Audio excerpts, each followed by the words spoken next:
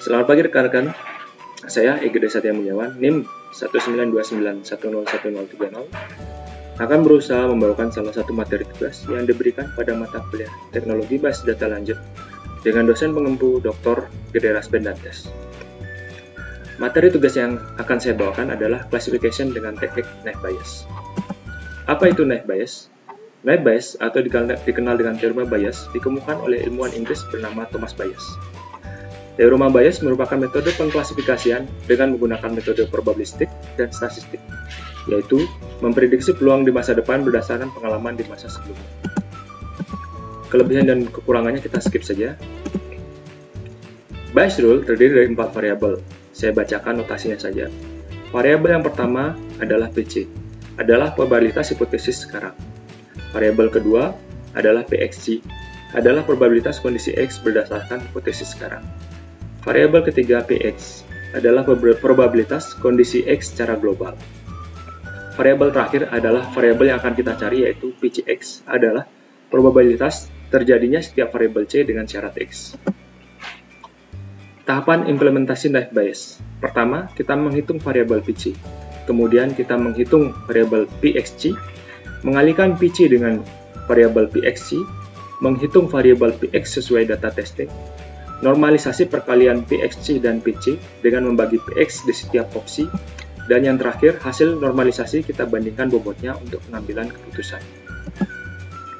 Contoh implementasi yang saya terapkan adalah bagaimana probabilitas sakit kepala, meriang, demam, dan ingusan untuk memprediksi penyakit flu. Berikut data training yang saya gunakan. Langsung saja kita ke langkah pertama untuk menghitung variabel PC. Caranya kita hitung banyaknya kemunculan tiap kondisi terhadap banyaknya data training. Dalam hal ini ada 5 kondisi flu dalam 8 data training, dan 3 kondisi tidak flu dalam 8 data training. Untuk variabel kedua, kita ambil per kelas, contohnya dalam kelas meriang. Terdapat dua kondisi, yaitu meriang dan tidak meriang. Mudahnya kita buat tabel di sini.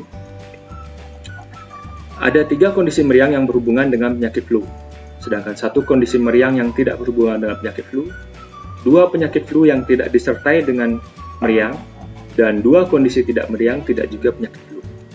Hasil perhitungan kita bagi dengan kondisi yang muncul pada kelas flu.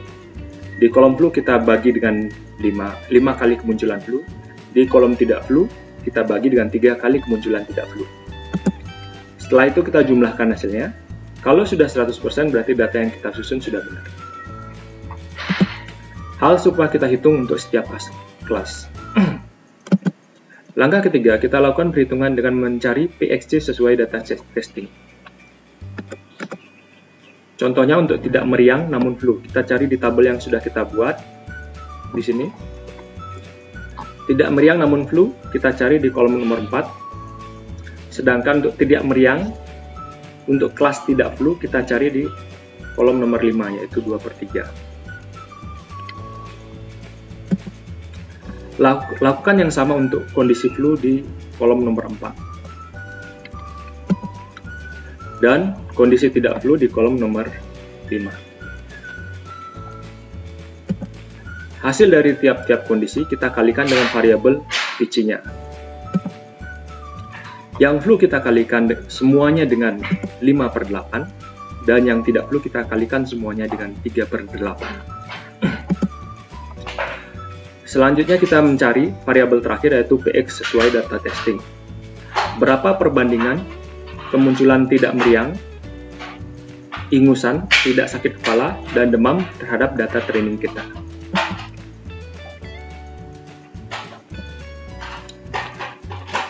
Di sini kita lihat ada 4 kemunculan tidak meriang pada data training, 5 kemunculan ingusan, 2 kemunculan tidak sakit kepala, dan 5 kemunculan demam. Dalam data training sebanyak 8.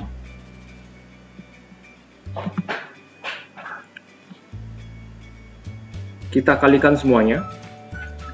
Lanjutkan perhitungan dengan normalisasi hasil perkalian PC, PXG, dengan membaginya dengan PX di setiap opsi, sehingga kita dapatkan nilai ini.